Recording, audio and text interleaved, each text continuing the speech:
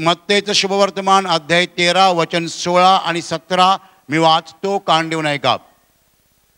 पण धन्य तुमचे डोळे, कारण ते पाहत आहेत, आणि तुमचे कान, कारण ते ऐकत आहेत. मी तुम्हाला खचित सांगतो की तुम्ही जे पाहत आहात ते पाहावयास पुष्कळ संदेष्टे व नीतिमान जण उत्कंठित होते, तरी त्यांना पाहण्यास मिळाले नाही. आणि तुम्ही जे ऐकत आहात ते ऐकाव्यास ते उत्कंठित होते, तरी त्यांना ऐकण्यास मिळाले नाही. Hallelujah, hallelujah. माझ्या प्रिय भावांनो आणि बहिणींनो, प्रभू येशू ख्रिस्त आपल्या शिष्यांना आणि लोकसमुदायांना हे शब्द सांगत आहे. तो म्हणतो की धन्य तुमचे डोळे, कारण ते पाहत आहेत, आणि तुमचे कान, कारण ते ऐकत आहेत. कारण तुम्ही जे पाहता ते पाहण्यासाठी पुष्कळ संदेष्टे आणि नीतिमान लोक उत्कंठित होते, परंतु त्यांना पाहण्यास मिळाले नाही. आणि तुम्ही जे ऐकत आहात ते ऐकण्यासाठी ते उत्कंठित होते, परंतु त्यांना ऐकाव्यास मिळाले नाही. Hallelujah, hallelujah. माझ्या प्रिय भावांनो आणि बहिणींनो, शेकडो वर्षे परमेश्वराने त्याच्या संदेष्टांच्याद्वारे सांगितलं होतं की माझा पुत्र ह्या जगात जन्म घेईल. तो एका कुमारीच्या उदरी जन्म घेईल, आणि त्याचं नाव असं असेल, आणि तो चमत्कार दाखवेल, तो देवाचं सामर्थ्य ह्या जगामध्ये दाखवेल, आणि तो देवाचे शब्द जगाला देणार. असं परमेश्वराने अनेक संदेशांच्या मुखातून कळवलं होतं यहुदी लोकांना. आणि यहुदी लोकांना माहीत होतं की देवाचा पुत्र जगात येत आहे. परंतु माझ्या प्रिय भावांनो आणि बहिणींनो, ज्यांना माहीत होतं त्या संदेश त्यांना मात्र येशूला पाहता आलं नाही. त्यांना माहीत होतं की जगात देवाचा पुत्र येणार आहे, आणि त्यांना हेही माहीत होतं की तो चमत्कार दाखवणार आहे, तो देवाचं सामर्थ्य दाखवणार आहे, तो चिन्ह दाखवणार आहे, तो देवाच्या अस्तित्वाचे पुरावे देणार आहे, तो देवाच्या प्रेमाचे पुरावे देणार आहे.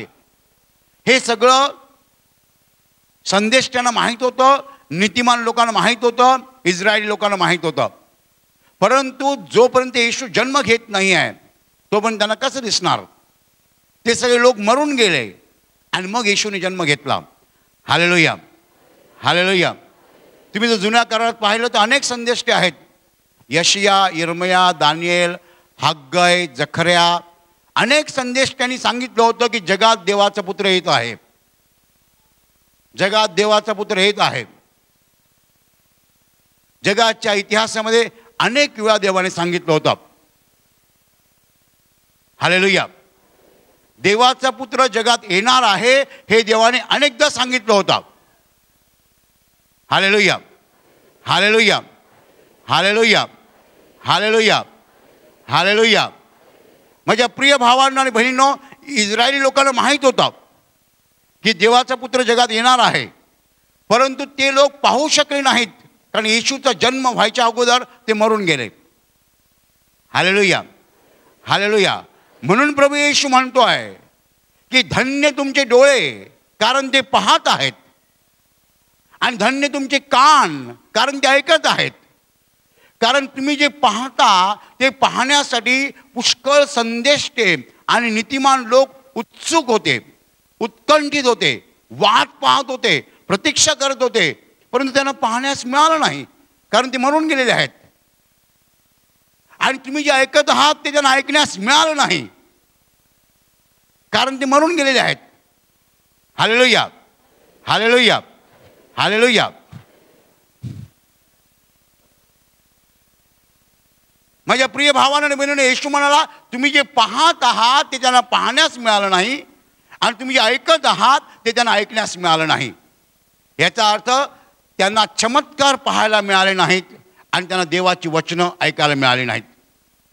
Hallelujah, hallelujah, hallelujah, hallelujah, hallelujah.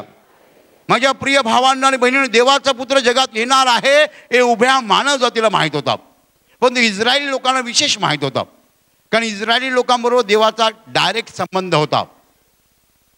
सर्व संदेश त्यांनी सांगितलं होतं. नीतिमान लोकांना माहीत होतं की देवाचा पुत्र जगात येणार आहे आणि तो काय करणार आहे, तो देवाचं सामर्थ्य दाखवणार आहे, चमत्कार दाखवणार आहे आणि तो देवाची वचनं बोलणार आहे. Hallelujah, hallelujah. आणि माझ्या प्रिय भावांना आणि बहिणींनो, प्रभू येशू म्हणतो त्यांना पाहायचं होतं ते त्यांना पाहायला मिळालं नाही, त्यांना ऐकायचं होतं ते त्यांना ऐकायला मिळालं नाही, परंतु तुम्ही धन्य आहात कारण तुम्हाला पाहायला मिळतं आहे आणि तुम्हाला ऐकायला मिळतं आहे. Hallelujah, hallelujah, hallelujah. माझ्या प्रिय भावांनो आणि बहिणींनो, प्रभू येशू ख्रिस्त देवाचा पुत्र ह्या जगात जेव्हा आला तेव्हा त्याने देवाचं सामर्थ्य जगाला दाखवलं. आणि असं काहीतरी दाखवलं की जे जगाला ठाऊक नव्हतं. असं काहीतरी त्यांनी पाहिलं की जगाला माहीत नव्हतं. तुम्हाला माहिती आहे की लाजरस मरून 4 दिवस झाले होते आणि 4 दिवसाचा मुर्दा आतमध्ये होता. येशू त्या ठिकाणी आला, सगळे लोक रडत होते आणि येशूनी यहुदी लोकांना रडताना पाहिलं. लाजरस येशूचा मित्र होता. येशूचं हृदय कळवळलं, तो रडला, येशू रडला. लाजरस मेलेला आहे, त्याचे नातेवाईक रडत आहेत, बहिणी रडत आहेत. हे सगळं पाहून लाजरस रडला, येशू रडला. आणि येशू रडल्यानंतर येशूने काय केलं? येशू म्हणाला दगड बाहेर काढा, धोंड बाहेर काढा. त्याच्या कबरेवरती मोठी धोंड होती, दगड होता. येशू म्हणाला धोंड बाहेर काढा. आणि तेव्हा त्यांच्या लक्षात आलं नाही येशू असं का सांगतोय. कधी पाहिलंच नाही, कधी ऐकलंच नाही, लक्षात येणार कसं?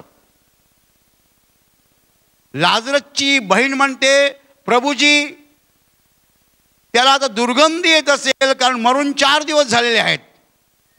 माझा भाऊ मरून 4 दिवस झालेले आहेत, आता त्याला घाण येत असेल, तुम्ही दगड कशाला काढायला सांगता? असं ती म्हणाली नाही, पण तिला हेच म्हणायचं आहे की तुम्ही दगड कशाला काढायला सांगता? त्याला आता दुर्गंधी येत असेल, मरून 4 दिवस झालेले आहेत. मार्थीची ट्यूब पेटली नाही, तिला कळलं नाही येशू दगड का काढायला सांगतोय. मग येशूने सांगितलं तू विश्वास ठेवशील तर देवाचे गौरव पाहशील, असं मी तुला सांगितलं नव्हतं? तू आता देवाचे गौरव पाहू शकतेस, देवाचा महिमा पाहू शकतेस, देवाचं सामर्थ्य पाहू शकतेस, फक्त विश्वास ठेव. आणि एवढं जेव्हा येशूने सांगितलं तेव्हा त्यांनी दगड बाहेर केला, धोंड काढली. आणि धोंड काढल्यावर येशू म्हणाला लाजरा बाहेर ये. हालेलुया. मरून 4 दिवस झाले होते, मरून 4 दिवस झाले होते आणि तो लाजरस बाहेर आला, जिवंत बाहेर आला. त्याच्या अंगाला प्रेतवस्त्र होती, त्याला प्रेतवस्त्राने बांधलेलं होतं. आणि येशूने सांगितलं प्रेतवस्त्र काढा आणि त्याला मोकळं करा. माझ्या प्रिय भावांना आणि बहिणींनो, हे दृश्य तुम्ही डोळ्यांनी पाहिलं नाही, हे दृश्य मी डोळ्यांनी पाहिलं नाही. हे दृश्य ज्या लोकांनी पाहिलं धन्य त्यांचे डोळे.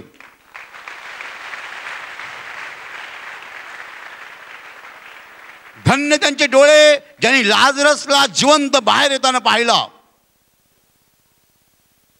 येशूच्या अगोदरच्या लोकांनी पाहिलं नाही आहे, येशूच्या नंतरच्या लोकांनी पाहिलं नाही आहे, पण येशूच्या काळातल्या लोकांनी हे पाहिलेलं आहे. हा चमत्कार डोळ्यांनी पाहिलेला आहे.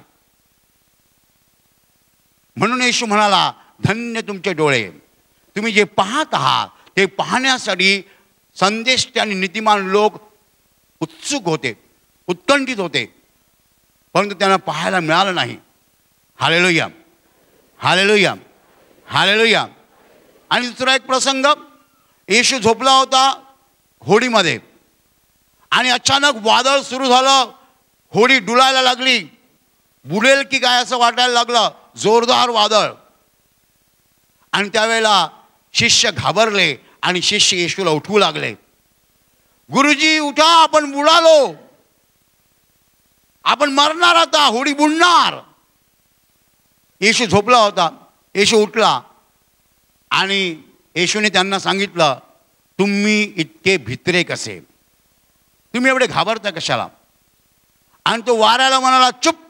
वारा थांबला, समुद्राला म्हणा शांत. हालेलुया. बायबलमध्ये असं म्हटलेलं नाही की तो चूप म्हणाला. बायबलमध्ये म्हटलेलं आहे त्याने वाऱ्याला धमकावलं.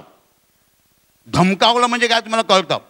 धमकावलं म्हणजे धमकी देणं, धमकावणं म्हणजे घाबरवणं. म्हणून मी म्हणालो चूप. हालेलुया. वारा पडला, पाणी शांत झालं, समुद्र शांत झाला आणि शिष्य म्हणाले हा आहे तरी कोण? वारा व समुद्र ह्यांना आज्ञा करतो आणि ती त्याचं ऐकतात. वारा ऐकतोय, समुद्र ऐकतोय. हे जेव्हा घडलं तेव्हा तुम्ही तिकडे नव्हतात, मी तिकडे नव्हतो. पण ज्यांनी डोळ्यांनी पाहिलं धन्य त्यांचे डोळे. हालेलुया. धन्य त्यांचे डोळे, कारण त्यांनी हे पाहिलं. आपल्याला पाहायला मिळालं नाही. हालेलुया. हालेलुया. हालेलुया.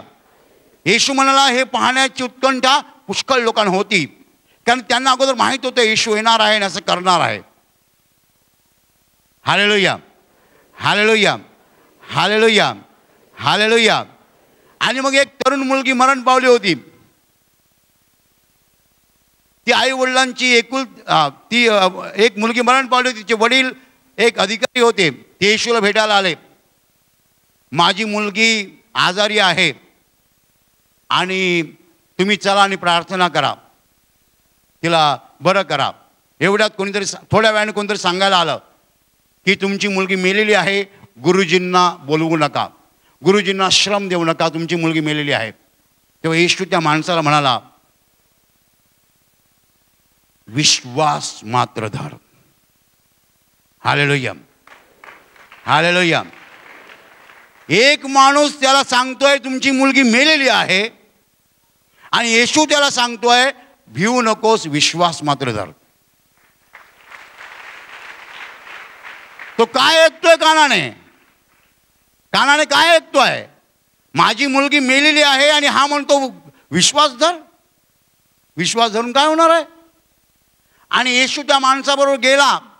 येशूने आपले 3 शिष्य बरोबर घेतले, मुलीचे आई वडील घेतले आणि आज जाऊन येशू त्या मेलेल्या मुलीकडे गेला आणि येशू म्हणाला तलिथा कुम, मुली मी तुला सांगतो उठ. आणि ती मुलगी उठली. हालेलुया. हालेलुया. त्या मुलीला उठवताना येशूच्या 3 शिष्यांनी आणि मुलीच्या आई वडिलांनी पाहिलं. धन्य त्यांचे डोळे. धन्य त्यांचे डोळे, कारण त्यांनी मुलीला उठताना पाहिलं. बाकीचे लोक बाहेर होते, पण 5 जण आतमध्ये होते येशू बरोबर, त्याचे 3 शिष्य आणि मुलीचे आई वडील. मुलीला उठताना पाहिलं. धन्य त्यांचे डोळे. हालेलुया. हालेलुया. आणि एकदा येशू आणि त्याच्याबरोबर काही शिष्य जात होते. समोरनं प्रेतयात्रा आली. प्रेतयात्रा म्हणजे एक प्रेत आणि बाकी सगळे रडणारे लोक. एक तरुण मुलगा मेला होता आणि तो त्याच्या आईचा एकुलता एक मुलगा होता. मी आई वडिलांचा बोललो नाही, कारण वडील मेले होते. तो त्याच्या आईचा एकुलता एक मुलगा होता. आई विधवा होती आणि त्या मुलाची आई ओक्साबोक्षी रडत होती, कारण तिचं सगळं संपलं होतं. नवरा तर नाही आहे, एकच मुलगा आणि तो मुलगा मेला होता. त्या विधवेचं दुःख फार मोठं होतं. ती रडत होती, तिच्याबरोबरचे लोक रडत होते आणि येशू येत होता. येशू बरोबर त्याचे शिष्य होते. मोठा गोतावळा होता. सगळे आनंदी होते. कुणाचे डोळे बरे झाले होते, कोणी लंगडा चालता झाला होता, कोणाचे आजार गेले होते. सगळे नाचत होते. येशू बरोबर आनंद यात्रा येत होती. समोरनं प्रेत यात्रा येत होती. समोरनं दुःखाने भरलेली यात्रा येत होती आणि येशू आणि त्याच्याबरोबरचे लोक आनंदी होते. येशूने ती प्रेत यात्रा थांबवली. खांदेकरी उभे राहिले. त्याच्या अगोदर येशू बोलला त्या बाईला, बाई रडू नकोस, तू रडू नकोस, तू रडते आहेस कारण तुझा एकुलता एक मुलगा मेलेला आहे. मी तुला सांगतो तू रडू नकोस. आणि मग तो बोलला, मुला मी तुला सांगतो उठ. हालेलुया. हालेलुया. आज सुद्धा जेव्हा आम्ही चमत्कार दाखवतो तेव्हा आम्ही असं म्हणतो, मुला येशू तुला सांगतो उठ. हालेलुया. हालेलुया. असं नाही सांगणार, मुला मी तुला सांगतो. असं फक्त तो बोलू शकतो. आपण म्हणायचं, मुला येशू तुला सांगतो. हालेलुया. मी बोललो मी तुला सांगतो तो उठणार नाही. तो येशू सांगतो म्हटलं उठेल. हालेलुया. हालेलुया. आणि तो तरुण मुलगा उठला आणि बायबलमध्ये पुढे म्हटलेलं आहे, येशूने त्या मुलाला त्याच्या आईच्या स्वाधीन केले.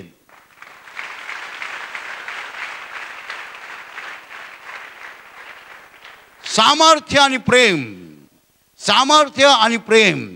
मुलाला उठवण्याचं सामर्थ्य त्याच्याकडे होतं, परंतु त्या बाईचं दुःख जे आहे ते पाहून त्याचं हृदय खळवळलं. तो प्रेमाने भरलेला होता.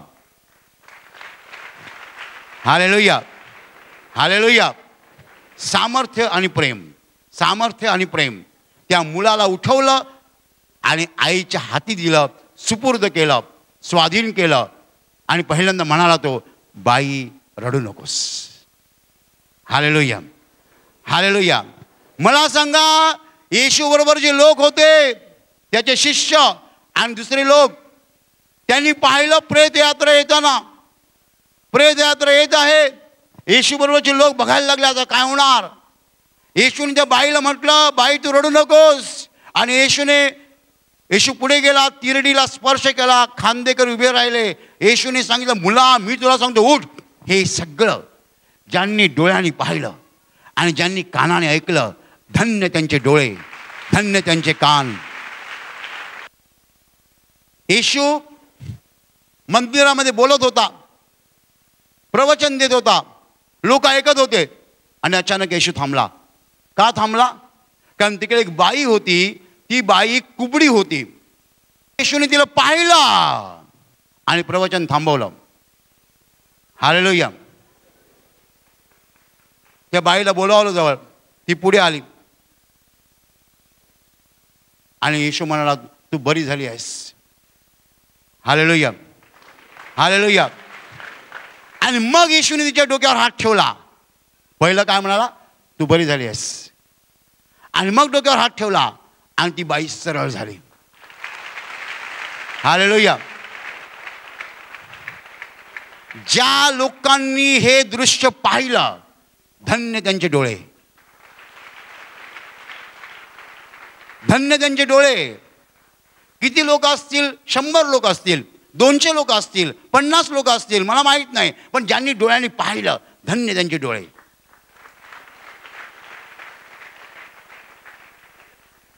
हालेलुया. हालेलुया.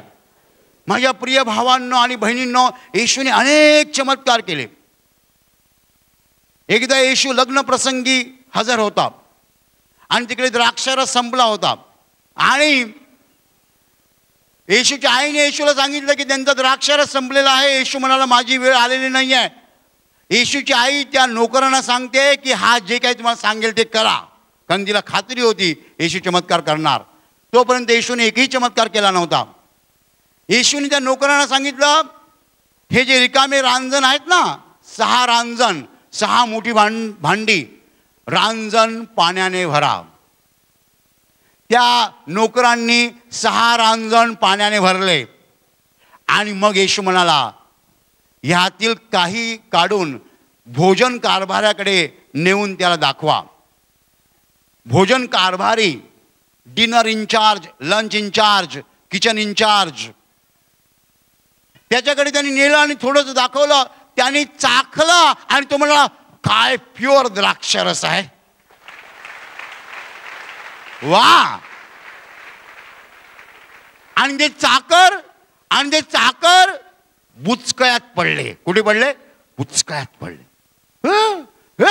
अरे हमने तो पाणी भरा था, आम्ही तर पाणी भरलं होतं. आणि हा म्हणतो काय प्युअर द्राक्षरस आहे. मग त्यांनी बी टेस्ट करून पाहिलं असेल,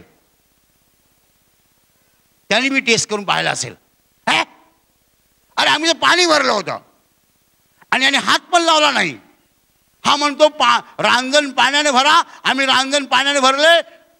आणि आम्हाला म्हणतो भोजन कारभाराकडे नेऊन दाखवा. आम्ही दाखवलं आणि त्याचा चक्क द्राक्षरस झाला.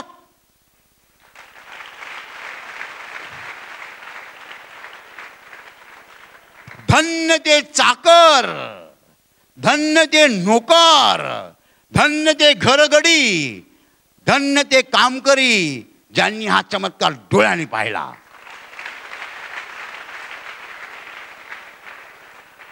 धन्य त्यांचे डोळे आणि धन्य त्यांचे कान. कारण मी असं का म्हणालो माहिती आहे, त्या लग्नाच्या वेळेला बडी बडी मंडळी आली असेल पण त्यांना येशूचा चमत्कार पाहायला मिळाला नाही. Hallelujah, hallelujah. बडी बडी मंडळी बाहेर होती कारण आणि त्यांना येशूचा चमत्कार पाहायला मिळाला नाही. त्या गरीब कामकरी चाकरांना नोकरांना येशूच्या हातचा चमत्कार डोळ्यांनी पाहायला मिळाला.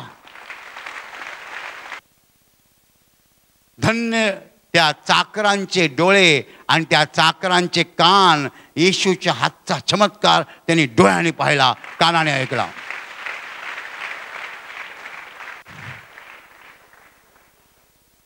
येशू जिकडे जायचा तिकडे कोणतीही सुविधा नव्हती. सुविधा, फॅसिलिटी अजिबात नव्हती.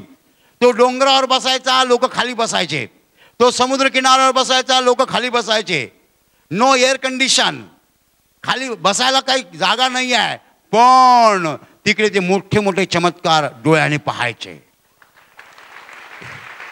Hallelujah, hallelujah, hallelujah. माझ्या प्रिय भावांनो आणि बहिणींनो, येशू म्हणाला धन्य तुमचे डोळे, कारण ते पाहत आहेत. काय पाहत आहेत? चमत्कार पाहत आहेत. काय पाहत आहेत? झाडं वाढताना नाही पाहत. झाडं वाढताना सगळे पाहतात. बिल्डिंग बांधताना नाही पाहत. बिल्डिंग बांधताना सगळे पाहतात. त्याच्यात काय चमत्कार आहे? त्याच्यात काय चमत्कार आहे? एखादी मोठी बिल्डिंग बांधली म्हणजे काय चमत्कार झाला? Hallelujah, hallelujah, hallelujah. माझ्या प्रिय भावांनो आणि बहिणींनो, जो लाजरस मरून 4 दिवस झाले होते त्याला जेव्हा येशूने बाहेर काढलं, मी असं म्हणालो नाही त्याला जिवंत केलं, त्याला बाहेर काढलं. येशू नाही म्हणाला लाजरा पहिल्यांदा जिवंत हो आणि मग माझ्याकडे ये असं बोलला नाही. लाजरा बाहेर आहे, त्याच्यासाठी तो नेहमीच जिवंत आहे. Hallelujah, hallelujah. लाजरस येशूसाठी नेहमीच जिवंत आहे. हालेलुया. चमत्कार जे येशूने दाखवले ते त्या काळच्या लोकांनी डोळ्यांनी पाहिले. म्हणून येशू म्हणाला धन्य तुमचे डोळे आणि धन्य तुमचे कान, कारण ते ऐकत आहेत. हालेलुया. प्रभू येशूचे शब्द सनातन ज्ञान आहे, अनंतकालीन ज्ञान आहे. तो ज्ञानाचा खजिना आहे. प्रभू येशू ख्रिस्ताचे शब्द तुम्हाला आणि मला जीवन देतात, ज्ञान देतात, शहाणं करतात.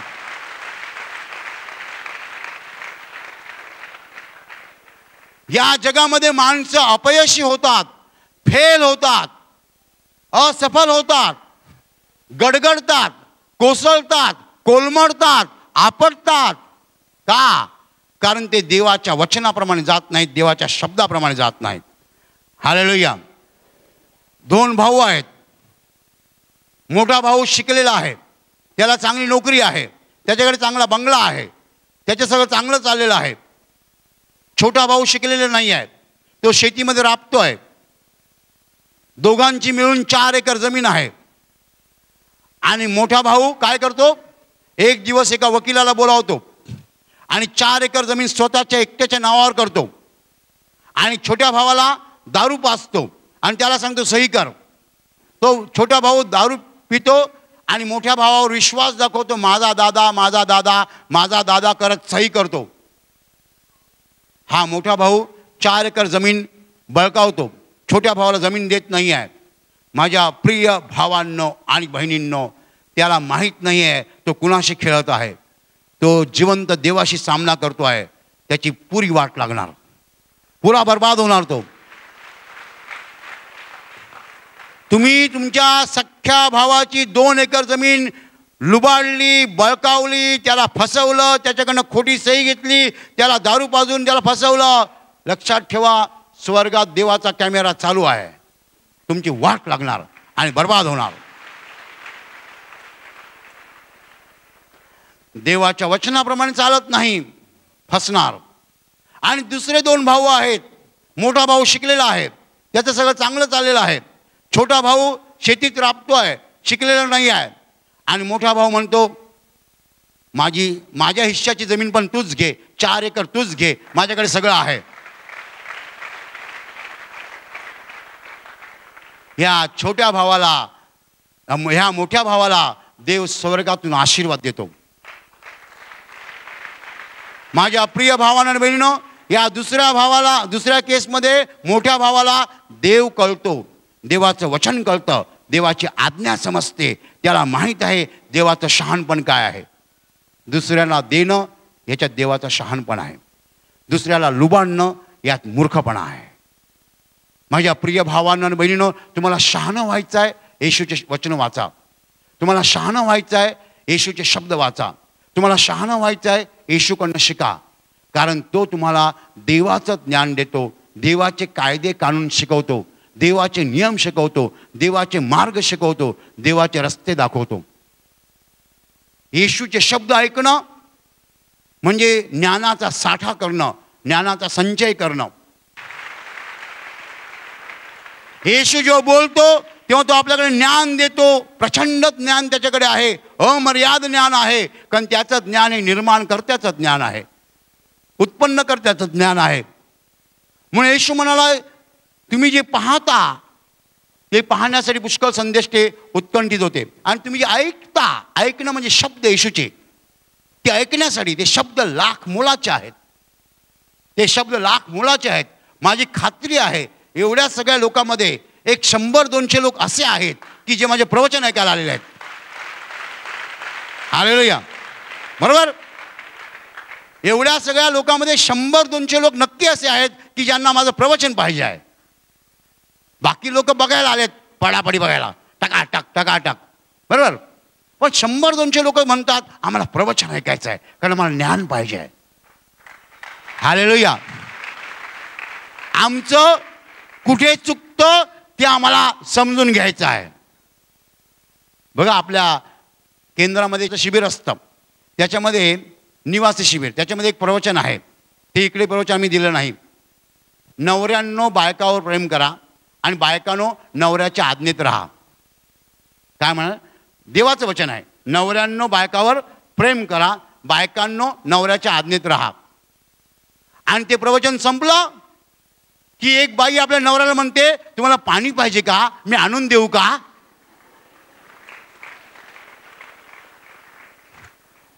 त्या पुरुषाला वाटतं, काय माझी बायको एका प्रवचनात सुंदर झाली हो.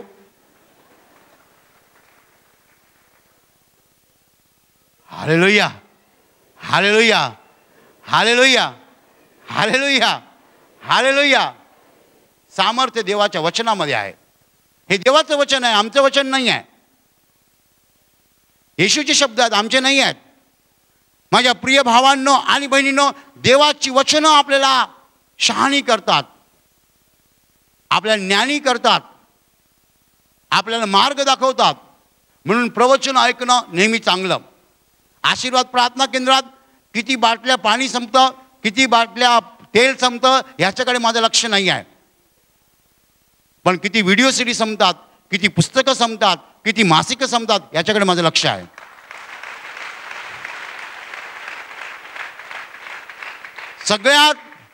सगळ्यात भारी साक्ष कोणती? आम्ही इकडची पुस्तकं वाचली, देवप्रीती आहे, माझ्याकडे या, हेच सत्य आहे, किंवा इकडचे अंक वाचले, ख्रिस्त प्रकाश, प्रेमसागर, सेवियर, आणि आमचं परिवर्तन झालं, ह्या साक्षी भारी आहेत. Hallelujah, hallelujah, hallelujah. आमच्या व्हिडिओ सीडीमधली प्रवचनं बघितली आणि परिवर्तन झालं, ह्या साक्षी भारी आहेत. पण जखम झाली होती, तेल लावलं, जखम सुकली, चांगली साक्ष आहे, चांगली साक्ष आहे. पण भारी साक्ष कोणती आहे? आम्ही वचन वाचलं, आम्ही वचन ऐकलं, आम्हाला ज्ञान मिळालं. त्याच्यामुळे काय होणार आहे? आजार येणार नाहीत. Hallelujah, hallelujah, hallelujah. इकडची प्रवचनं ऐकल्यानंतर, इकडची मासिकं वाचल्यानंतर, पुस्तकं वाचल्यानंतर नवरा बायकोवर प्रेम करू लागेल, बायको नवऱ्याचं ऐकेल, मुलं आईवडिलांचं ऐकतील, आईवडील मुलांना प्रेम देतील, लोक शेजाऱ्यावर प्रेम करायला लागतील. आजार येणार कसे? आजार येणार कसे बोला? जी बाई नवऱ्याचं ऐकते तिच्या पोटात दुखेल, तिची कंबर दुखेल, तिची पाठ दुखेल, पाय दुखतील? अजिबात नाही हो.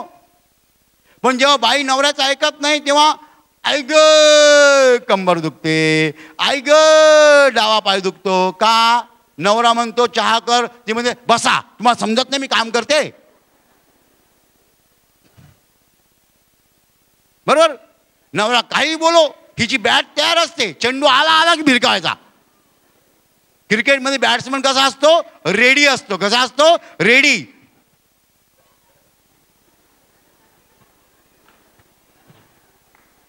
तशा काही बायका रेडी असतात. नवरा बोलला की नवरा बोलला की एकदम रेडी असतात.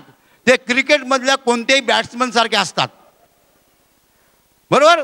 आणि बॅटिंग झाली की थोड्या वेळाने आई ग कंबर दुखते, आई ग पाय दुखतात. बरोबर? पण त्यांनी जर आमचं प्रवचन ऐकलं, बायकांनो नवऱ्याच्या आज्ञेत राहा, त्यांच्यात बदल होणार, आजार येणारच नाहीत. Hallelujah, hallelujah, hallelujah. देवाचं वचन म्हणजे आहार आहे, प्रार्थना म्हणजे औषध आहे. चांगला आहार घेतला आजार येणार नाही, औषधाची गरज नाही. Hallelujah, hallelujah. आजकाल आम्ही सगळं कृत्रिम अन्न खातो आणि त्याच्यामुळे आजार येतात आणि मग आणखीन तब्येत खालावते, मग औषधं, मग औषधाचे साईड इफेक्ट्स. Hallelujah, hallelujah.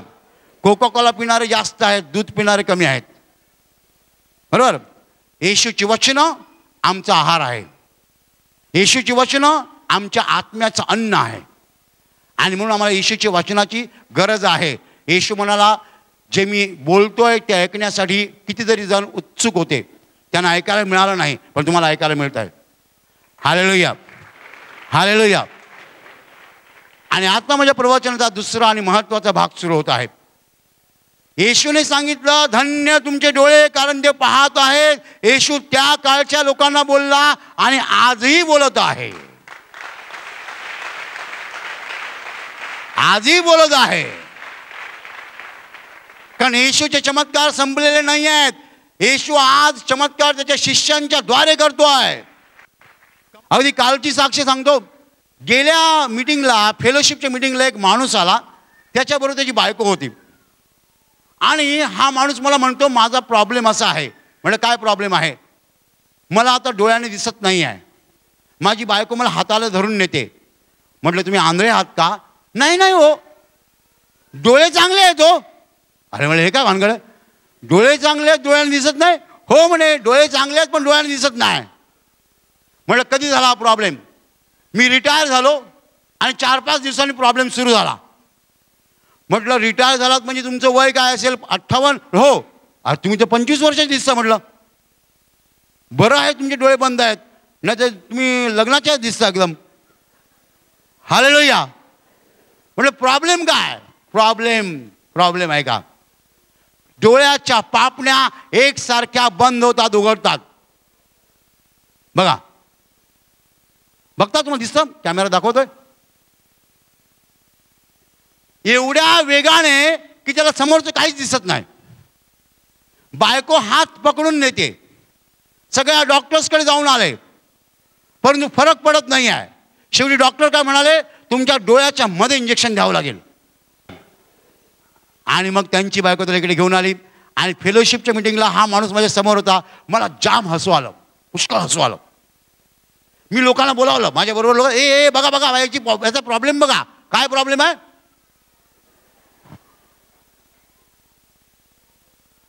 अखंड. मी चिडवत नाही हो, मी चिडवू शकत नाही. आणि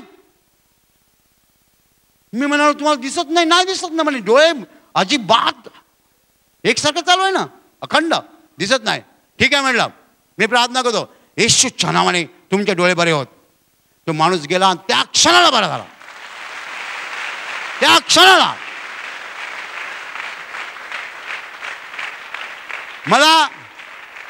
मला कोणी सांगू नये ब्रदर हे 10,000 रुपयाचं काम आहे. मला कोणी सांगू नये ब्रदर 1,00,000 रुपयाचं काम आहे. माझ्या प्रिय भावांनो आणि बहिणींनो, धन्य तुमचे डोळे कारण ते पाहत आहेत चमत्कार. धन्य तुमचे कान कारण ते ऐकत आहेत देवाचं ज्ञान. हालेलुया. कोणत्याही जगातल्या पुस्तकामध्ये तुम्हाला वाचायला मिळणार नाही असं ज्ञान या प्रवचनामध्ये आहे.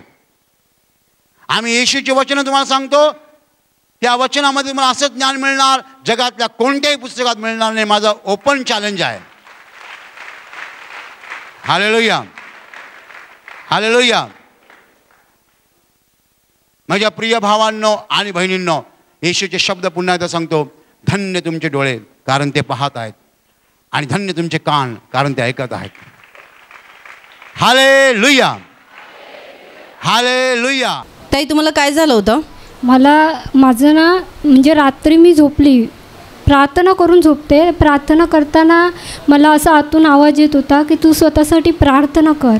आणि मी प्रार्थना केली आणि मी झोपली. सकाळी उठली तर माझी ना पायाची ही वाटी आहे ना, ही ती या साईडला सरकलेली आणि मी ना अशी वाकडी चालायला लागली. बाथरूममधून जाऊन आली, मी ते प्रभू माझ्या पायाला झालं आहे काय. आणि मी खूप म्हणजे असं रडायला आली आणि दुःखी झाली. आणि मी प्रभूला म्हणते, प्रभू माझं पाय बरा कर. आणि मी तेलाची बॉटल घेतली आणि या बाजूला असं लावली तेव्हा तू दुखत होती. या बाजूला असा पाय केला, सरकवला आणि इकडे तेल लावायला घेतलं, तसं कटकन आवाज आला. कटकन आवाज आल्याबरोबर पाय उठली तर पाय सरळ झाला. आणि त्याच वेळी त्याच वेळी आणि मी अशी सरळ चालायला लागली. पण मी एवढी दुःखी झालेली की मला चालायला होत नव्हतं. मी बाथरूममधून जायला निघाले तेव्हा मला ना हशी चालत होती. म्हणजे पूर्ण पाय तुमचं वाकलेला होता आणि वाटी सरकल्यामुळे तुम्हाला नीट उभा राहता येत नव्हता? नाही उभं राहता येत होतं. एवढं माझं दुखत होतं ना की माझं मस्तक हालत होतं, एवढं हालत होतं.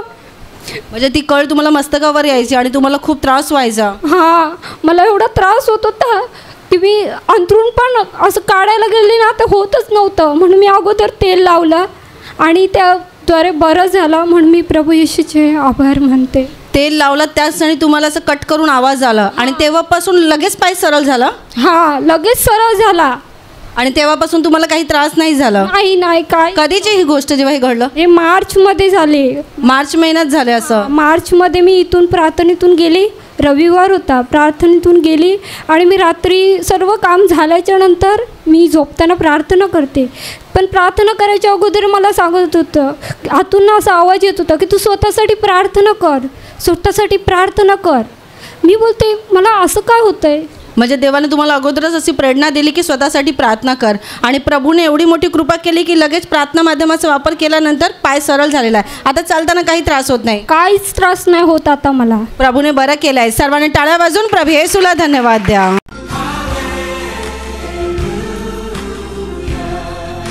तुझं नाव काय? सुवार्ता. काय साक्षी आहे तुझी? माझी साक्षी आहे का माझ्या पप्पाची इच्छा होती माझा पहिला नंबर आला पाहिजे. पण माझे 3 विषय ना म्हणजे मला वाटले का मी काठावर पण पास नाही होणार. आणि मग माझ्या पप्पांनी विनंती चिठ्ठी लिहून टाकली आणि त्या विषयामध्ये मला सर्वात जास्त मार्क मिळाले आणि माझा शाळेत पहिला नंबर आला. पहिला नंबर आला? हो. कितवीला आहे तू? 12वीला. 12वीला. तुला वाटत नव्हतं की तू पास होणार? हो. त्यासाठी तू काय केलं पास होण्यासाठी? मी शिबिरमध्ये भाग घेतलेला आणि पप्पांनी विनंती चिठ्ठी लिहून टाकलेली. तिला विश्वास नव्हता परंतु त्यांच्या वडिलांना विश्वास होता. त्यांच्या वडिलांचा विश्वास की माझी मुलगी पास होईल. त्यांनी विनंती लिहिली होती आणि त्यांनी सुद्धा शिबिर केलं होतं आणि ती पास झाली. आणि भाऊ तुमच्या मुलाची काय साक्ष? ते बी 8वीला होता आणि अभ्यासच करत नव्हता तरी बी आता तो पास झाला. आणि तुमची काय साक्ष आहे? हे साक्ष रात्रीपासून ना लय कंबर आणि हे गुडघे टोकत होते, झोपत नव्हते आली रात्री. मग आता पालतानात भाग घेतला तर आता बरं वाटते. आताच्या आजारमुक्ती कंबरदुखी आणि पायाचं दुखणं निघून गेलं.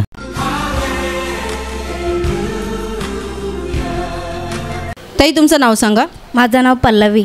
आणि काय समस्या होती? मला ना 4 वर्षापासून पूर्ण ही अर्धी डोकं दुखायची, असं दुखायची मला कोणी बोललं तरी सहन नाही व्हायची, अशी दुखायची मला. मग कानात कापूस टाकून ठेवायची, तेल टाकून ठेवायची, मला सहनच नाही व्हायची. आणि मग मी प्रार्थना करत राहायची आणि मीटिंगमध्ये जेव्हा जेव्हा सिस्टरने आशिष द्यायची तेव्हापासून मी मनापासून आशिष घ्यायची, हे पूर्ण दुखणार, कमी होणार मला जेव्हा सिस्टर असं पकडून मी आशिष घ्यायची. आणि मग प्रार्थना तेच राहायची आणि वचन बोलतच राहायची. जेव्हा तर महिन्यातला 3 दिवस सतत दुखायची, सतत दर महिन्याला दुखायची. पूर्णपणे बरा होणार असा मी विश्वास ठेवली, वचन बोलत राहिली, त्याप्रमाणे आता मला 3 महिने झाले ते दुखत नाही मला. आता असं पूर्वीसारखा आता काही त्रास होत नाही? काही त्रास नाही होत, प्रभूने बरं केलं आहे. बरं केलं.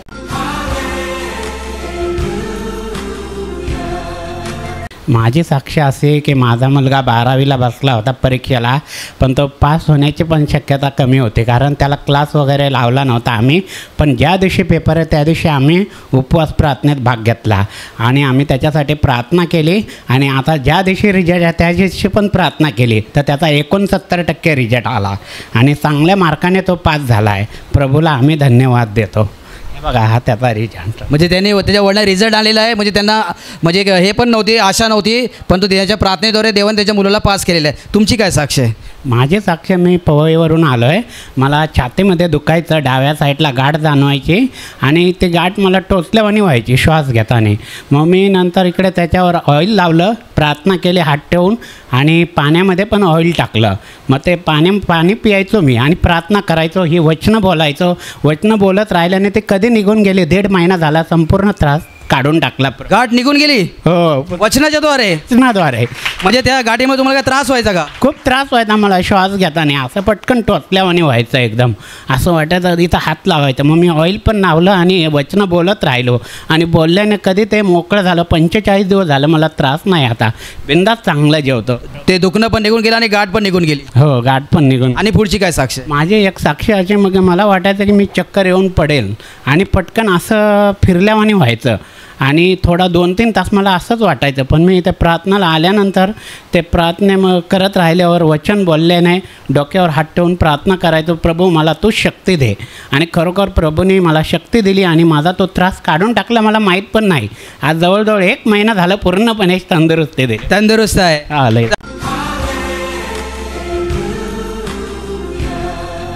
ताई तुमचं नाव सांगा. माझं नाव अनुष्का भुवड आहे.